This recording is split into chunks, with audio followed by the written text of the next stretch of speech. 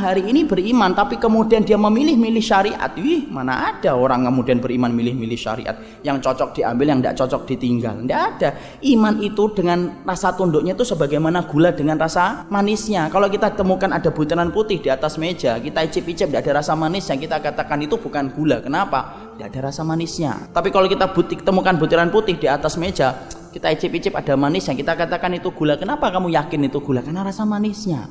Patuh Pak, tanpa syarat, taat tanpa tapi. Kenapa? Syariat itu bukan prasmanan, yang mana kalau kita senang batagor kita ambil batagor, tidak senang nasi goreng kita tinggal nasi goreng. Bukan itu. Syariat itu bukan channel di televisi, kalau cocok kita pertahankan, kita sembunyikan remote-nya, kalau tidak cocok dibuang-buang, silahkan ganti aja. Bukan gitu. Harus patuh harus taat tanpa tapi, patuh tanpa syarat. Kenapa? Syariat itu tidak mungkin nipu kita Pak. Lawang seorang ibu aja tidak mungkin mendolimi anaknya kok. Seorang ibu itu, Bapak lihat dah kalau ada seorang ibu itu belikan ayam lele atau kemudian ayam lamongan sama anaknya, ibunya itu rela makan kol Pak supaya anaknya makan ayam. Bapak kan tahu kan kalau lamongan itu ayam, kol, kemangi, sambel. Ayo Bu, kok nggak makan ayam? Enggak, lagi diet dari ayam nak, makan kolnya. Kalau bapaknya beda ya, bapaknya bagi dua ya, separuh-separuh. Itu kalau bapaknya, kalau ibu enggak. Kalau ibu manda, ibunya itu rela makan kol Pak, Masya Allah, rela makan kol supaya anaknya makan ayam. Loh, seorang ibu aja tidak mungkin mendolimi anak. Loh, apa kita itu berprasangka bahwasanya Allah yang menciptakan alam semesta ini, rasa cintanya kepada manusia itu lebih rendah daripada cinta seorang ibu kepada anak? Berarti kita ngimpi, belum kenal Allah selama ini. Kita jebak-jebuk dalam sujud tapi tidak kenal dengan Allah. Masih seudon sama syariat Allah. Kenapa sini tidak boleh, kenapa itu tidak boleh? Loh, kita ini budaknya Allah. Wong kita sama atasan aja tidak berani nanya kok.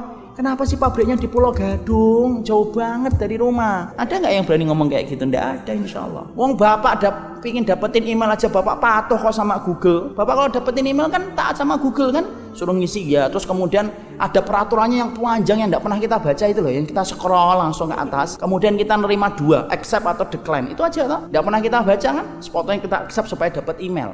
Ada nggak orang yang baca email peraturannya satu-satu terus kemudian dia ngumpen Google, ya saya tidak setuju poin 5. Kira-kira Google-nya ngomong apa? Kalau tidak setuju ya udah cari email yang lain. Lu cari Google aja, dapetin email Google aja harus patuh tanpa syarat, tanpa tapi kok hanya untuk dapetin email Pak. Omong-omong kita membayangkan surga itu lebih rendah daripada kualitas email sampai nggak mau patuh tanpa syarat. Berarti kita ini masih tersesat, belum tahu tentang hakikat keimanan kita yang sebenarnya. Di situ kita dapetin pelajaran apa? Taat tanpa tapi, patuh tanpa syarat. Tidak mungkin syariat Allah itu nipu kita, itu tidak mungkin. Sama sekali tidak mungkin. Semua syariat itu terbukti satu persatu. Bapak diperintahkan oleh sunnah itu. Sunnahnya apa? Makan buah dulu, jangan makan kemudian daging dulu baru buah. Bapak hari ini para dokter sering ngomong ke kita itu apa? Kalau kemudian ini tidurnya terlalu malam, ini organ tubuhnya itu terlalu capek Ustaz. Tidurnya itu pagi-pagi. Karena kalau kemudian terlalu begadang itu berpotensi untuk jantung, berpotensi untuk darah tinggi. Halah, sunnah itu Pak sudah ngajarin Pak, kalau habis isya kita itu kemudian diperintahkan untuk segera tidur, ya kan?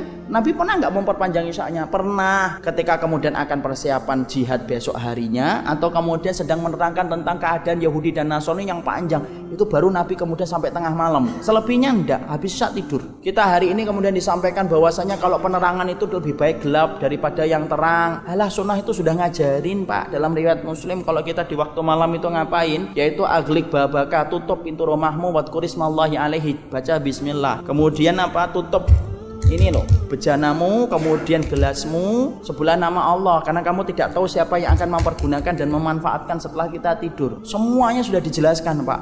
Makanya kemudian dalam sunnah kita diperintahkan oleh Nabi kalau di waktu malam piring kita nutup dengan membaca bismillah, gelas kita tutup membaca bismillah Pak. Kalau kita ngungkapin semuanya nggak akan selesai Pak. Kenapa? Karena memang ilmunya Allah itu kalau menetapkan syariat itu ya alim, ya rahman, ya rahim, ya hakim, semuanya jadi satu, jadi syariat kita. Kalau kita yang membuat, kita pintar tapi belum tentu penyayang, tapi belum tentu pintar dan penyayang tapi belum tentu bijaksana. Itu kalau manusia kan. Kalau Allah menetapkan syariat itu al-alim, al-hakim, ar-rahman, ar-rahim, semua kesempurnaan keluar syariat untuk kita. Yang Allah butuhkan apa? Satu, patuh tanpa syarat, taat tanpa tapi. Dan jangan menggunakan akal. Kenapa jangan menggunakan akal? Karena ilmu kita dengan ilmunya Allah itu tidak bisa dibandingkan.